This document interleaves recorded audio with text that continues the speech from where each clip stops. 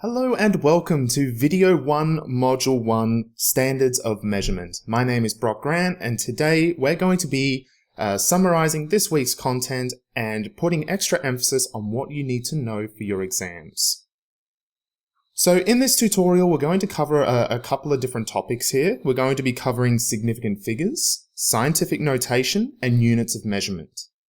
Now, for this module, there are no prerequisites or recommended knowledge for this topic because it is your first week.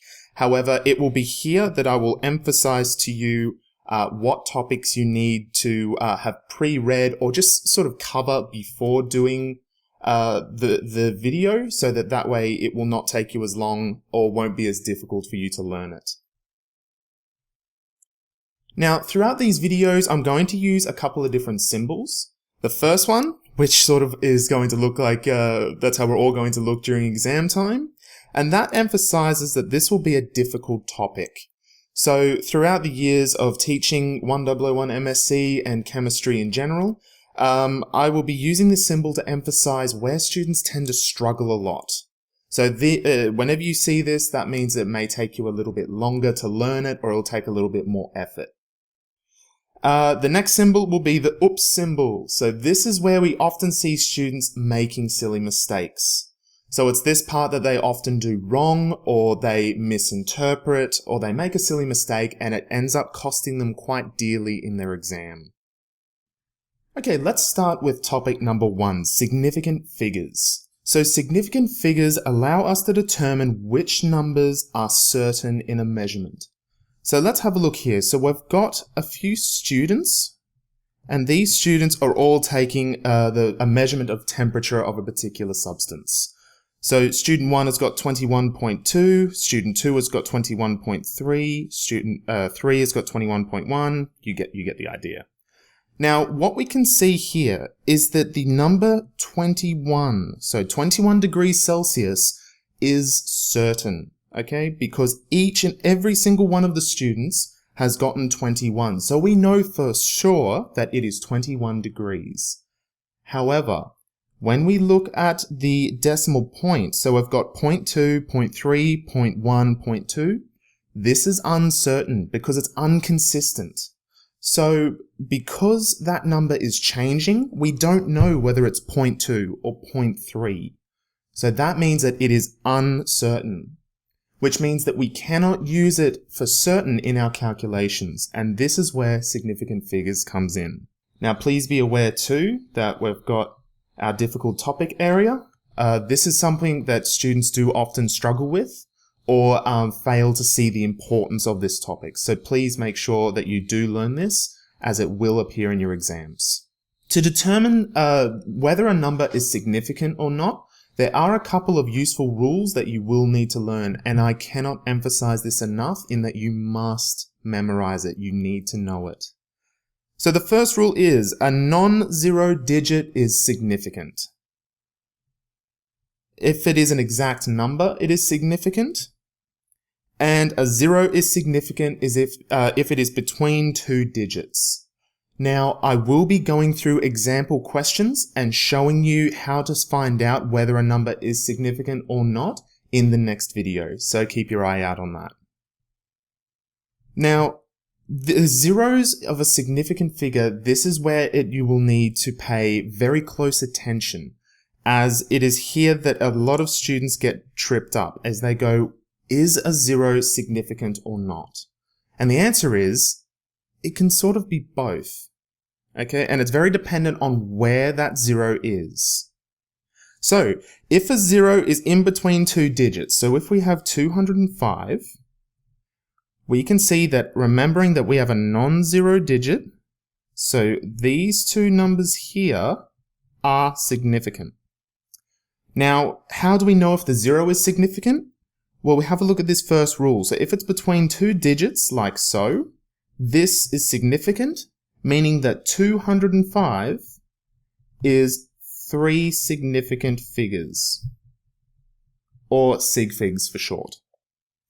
Now, it is also significant if it is at the end of a number that has a decimal place. Now let's talk about when a 0 is not significant, when we do not include it. So a 0 is not significant if it is before the first non-zero unit, as we only use those to locate the decimal point. Now, locating the decimal point, I'm going to cover that a lot more in the next topic that we have coming up. So, as we can see here, we've got 0.0025. So, these zeros here are non-significant. They're meaningless, okay? They only tell us where the decimal point is. And that will become much more apparent when we talk about scientific notation. So, we have our whole numbers here, 2 and 5. That is 2 significant figures. Now, at the end of a number without a decimal place, so again, if we have 1000, those zeros at the end only tell us where the decimal point should go. It gives us no meaning to this number. So, 1000 equals 1 SigFig. Same with 590. So we know our whole numbers here are significant, but this 0 here is not. So it's only 2 significant figures. So when you're doing calculations, you need to take into account significant figures. So when you're doing any addition or subtraction, what you need to do is your final answer that you write down after doing a calculation, you must have the same number of decimal places as the measurement with the lowest, and that is important, it is the lowest number of decimal places. So as you're reading through the questions, you're looking through the measurements, whichever one has the lowest number of decimal places, that's how many decimal places your answer should have. Now for multiplication and division, your final answer must contain the same number of significant figures as the measurement with the lowest significant figure. So as you read through the question, you look at all the measurements that are given to you, and the measurement with the lowest number of significant figures is the same number that your answer should have in significant figures. Now again, this sort of thing here, these addition, subtraction, multiplication, division, very, very popular exam question. Very, very easy to ask too. So please make sure that you're aware and you know how to do this, as you can score yourself some pretty easy marks. So, quick recap. If it's plus or minus, focus on decimal places. If it's multiplication or division, focus on SigFigs, or significant figures. Now that significant figures is done, let's move on to scientific notation. So, scientific notation allows us to conveniently manipulate very large and very small numbers.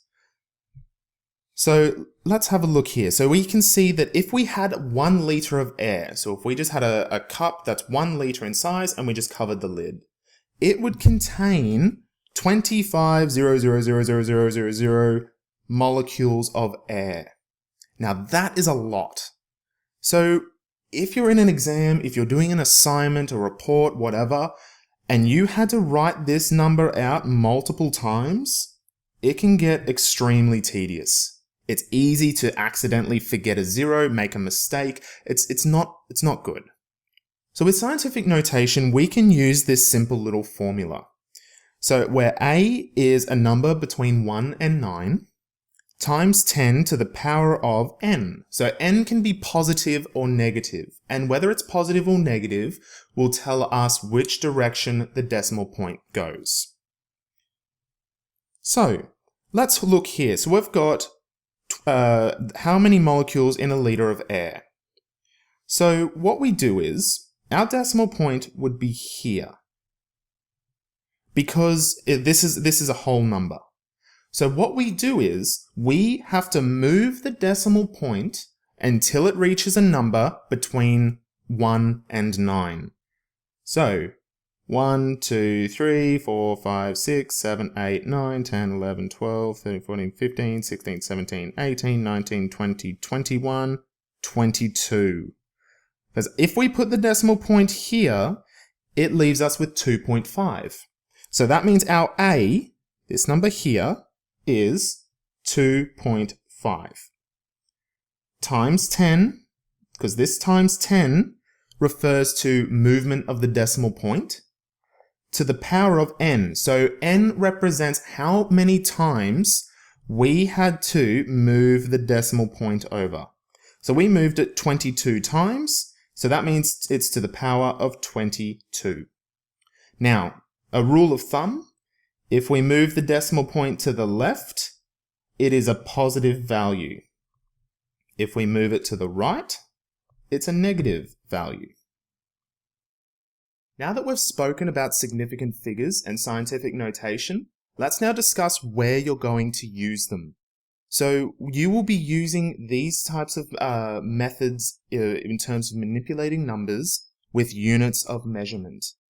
So unit is defined as a specific standard quantity of a particular property in which quantities of that property can be measured. Now I know that's a very complicated and a very specific definition. However, what it is it refers to these measurements here. So these are key value that measure a particular property.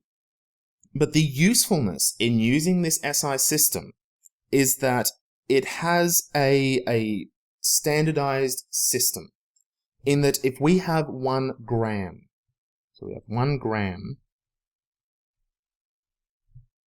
we can see here by using this prefix kilo, so kilo meaning 1,000.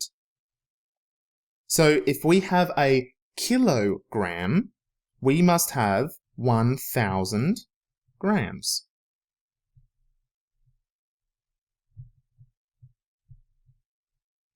And this is where the usefulness of this system can come into play and make it a lot easier for us to convert these units. Now, just a side note here, if you are given imperial units in any exam question, you will be provided the unit conversion to allow you to convert those imperial units back into metric. However, there will be some unit conversions that you must memorize, but I will make those apparent to you, don't worry. So, which measurements do you really need to take away? You must know length, mass, time, temperature, and the amount of a substance. These are the big ones. These are the ones that you must know. Electrical current, you will not need to know for this course. You will need to know it in subsequent studies. And you will not have to worry about how sort of luminous something is. So these ones here are the big ones that you need to know. So let's talk a bit about mass. So mass is how much matter is in an object. Now, I want you to be warned here because this is a student trap. Do not confuse mass with weight. They are two different things. Mass is how much matter something has. Weight is how much force it will push down on under the effect of gravity. So for example, a 70 kilo man will have 70 kilos of mass on Earth and will have a mass of 70 kilos on the moon. That does not change. However, his weight will change because there is different forces of gravity on Earth and on the moon. So that's how you can sort of remember the key difference, is it doesn't matter where you go, you will still weigh 70 kilos, but your weight will be different. Now, the units in which we measure mass in is the kilogram. That is the standard that we use. However, it can also be measured in grams and pounds. Again, whenever a formula does pop up that will require mass, I will make it evident to you which one you should use. However, for the majority, it is the kilogram. The next one that we'll cover is volume. So volume is how much space a particular mass will occupy. So the typical units that we will see volume in is liters. So if you have 1 liter of water, that is telling you how much space it will occupy. Okay, because the liters can be converted to milliliters, and milliliters can also be centimeters cubed. So these can be interchangeable. So if you see meter cubed, that will tell you straight away that we're dealing with volume. Because when it's cubed, we're dealing with, pardon my my appalling drawing here, but we will be looking at a cube. So whenever you see a unit with something cubed, that will give you a hint that it will involve volume. Now, the next one that we're going to look at is temperature, and this one is important because this one will crop up in your exams. So temperature is a form of energy associated with the motion of a small particle.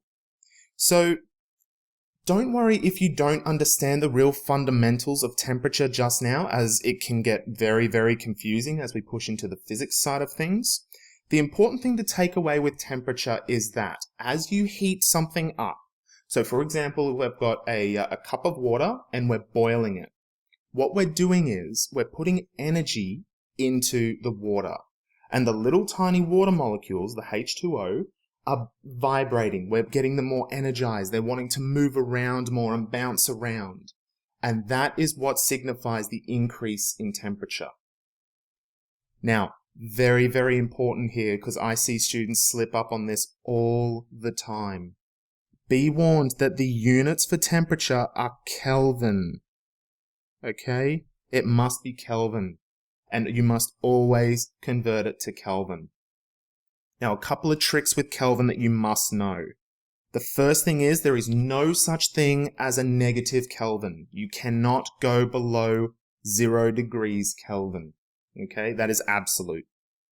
The second rule is to convert Kelvin to Celsius and vice versa.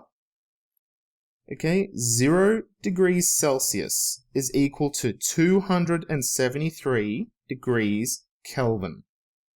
Now this is where things get very, very convenient for us, in that 1 degree Celsius increase will equal to a 1 degree Kelvin increase. So what that means is, if we have 1 degree Celsius, it will equal 274 degrees Kelvin. 2 degrees Celsius, 275 degrees Kelvin, and so on and so forth. So this conversion, you absolutely must memorize. That is a must. You need that, and you will use it throughout your exams this semester. Now, the next one we're going to cover, let me just erase my notes here, is density. So density is a ratio, and that will tell us how much mass of a substance is in a particular volume. So density, if we take, if I was to spray some of my aftershave around, for example, in this office, in my office here, the density of that would be much lower than if I was to spray a heap of aftershave into a 1 litre container and shut the lid. Because in this room, it has much more area to spread out. Whereas in a 1 litre container, it's very confined, it's trapped. So how we look at density, and this must be memorized, is density is equal to mass over volume. Now, the units for density, which again must be memorized, is grams per mil, but it can also be written as kilograms per litre or grams per centimetre cubed. However, the main form that it is written at is grams per mil. Now, when you're performing any sort of calculations, it is always very good practice to make sure that you write down the number with its units. Don't get into the habit of writing, 10 kilos plus 12 kilos plus 17 grams. Because if you don't write the units, you're not going to know what it is, and it makes it very easy to make a mistake. So make sure that whenever you do your calculations, pop your units in. Now, when you're converting units, it's important to note the conversion factor. So for example, 1 pound is the same as 453.6 grams. And if you struggle with unit conversions, or you go, oh, I don't know whether I'm supposed to multiply those or divide it, I recommend that you use this formula here. So if you want to convert grams to pounds or vice versa, you have your given unit. So this is the unit that you have, multiplied by the desired unit. So what unit do you want to convert it into? Over the given unit. So this would be, this part here is your conversion factor. So for example, 1 pound is 453.6 grams. That's where you would input it into. You would put it here. And if you pop that into your calculator, it will convert it into desired units. Now, if you struggle with that, don't worry. In the next video, I will be doing example calculations and showing you how to do that. Now, one last thing is that the unit relationships that you must memorize. This is very, very important. You must know this. The first thing is that 1000 milliliters will equal 1 liter. And 1 milliliter is the same thing as 1 centimeter cubed. So that's what I was discussing before when we were looking at our cube. So if you were to have 1 centimeter cubed, it would be the exact same as 1 milliliter. Temperature, which we discussed on the previous slide, in that it is the degrees Celsius plus 273. And the last one, and this one is very, very important, is that the density of water at 4 degrees is 1 gram per mil. If the temperature does change, it will change the density, but not by much. So for this level, so for introductory chemistry, make sure you know that water, the density of it, is 1 gram per mil. So if I had 500 mils, it would weigh 500 grams. Okay, this concludes video 1 for module 1. Thank you all very much for watching this video, and I hope you enjoyed it. If you do have any questions, any queries or suggestions, please feel free to email me at b.grant@griffith.edu.au. And if you could please look down here at the link, there will be a survey. If you could all fill that out, that would be fantastic, as that would give me a lot of information as to what you liked or did not like about this video, and will allow me to change things to make sure that these videos will be the best possible for your studies. Thank you very much for watching, and I'll see you on the next one. Cheers.